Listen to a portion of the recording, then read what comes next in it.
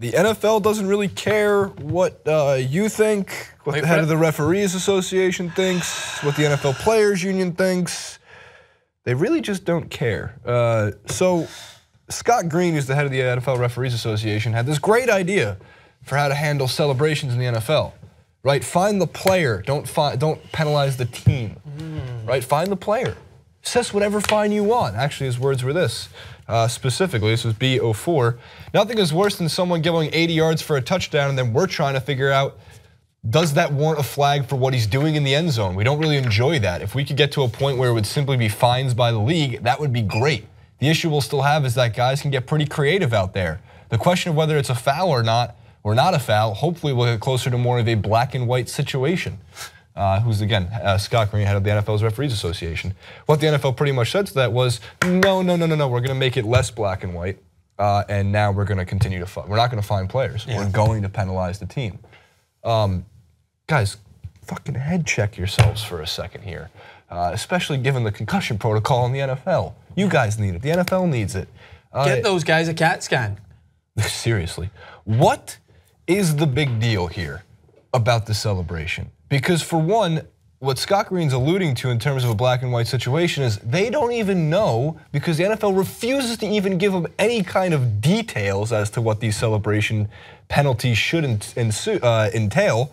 For example, snow angels, as one of the many hypocrisies that the NFL has been refusing to point out.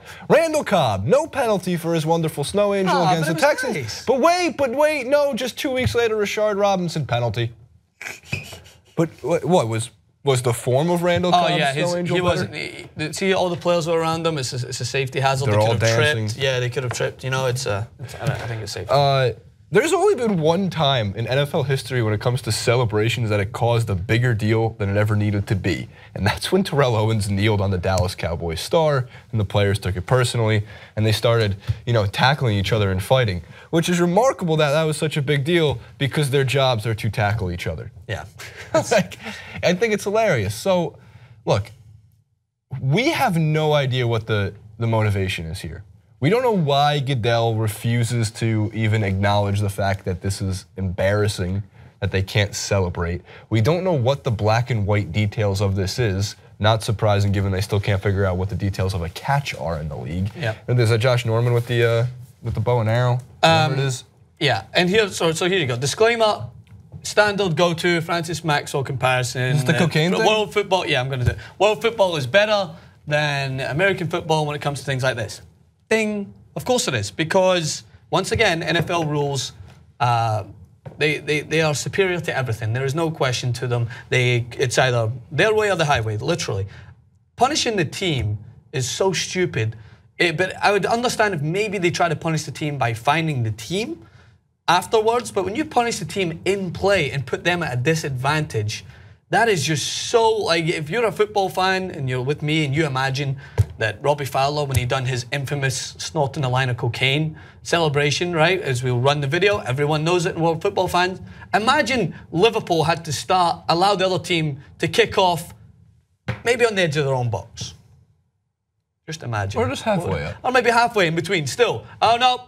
You get the ball higher up because that wasn't good. That wasn't good. But the Premier League, or not just the Premier League, but world football has always fined the players for their actions. The team fines their own player if he happens to do it, and he can be fined. So I think Robbie Fowler, let me just double check. I think he was fined and suspended for games by the league after the situation. You don't need to install a punishment right there, right then, because you can maybe review. Nah, that snow angel wasn't that offensive. And then maybe you could realize that you're not stupid enough to try and give someone a penalty for doing a snow angel and wait until you understand it. And it's not even the snow that Robbie Fowler was talking about. Yeah, different kind of snow. Yeah. Look, when it comes down to it, I think we just kind of have to accept it. Now, we're still going to do clips on it because we have to draw attention to certain things that are just, it's called hypocrisy. And it's annoying and it's frustrating. And it's not like this is going to make a difference, but it's important to note these things. Like, the NFL is too big to fail. At least they think they are, and at some point it will catch up. But in the meantime, Why can't we have what we simply want? If it's a game that's about the fans, now again, from the owner's standpoint, a boardroom of roughly 30 to 35 people, some co-owners, who sit there and laugh at the expense of pretty much anything with their billions and billions of dollars, because that's what any owner is, not just the NFL, the NBA owner's room. Yeah. And the NHL, and depending on who they're trying to pay for sex, in Darrelle Katz's case, and world football leaders, like these guys are all, it's toys to them. It's toys. Yeah.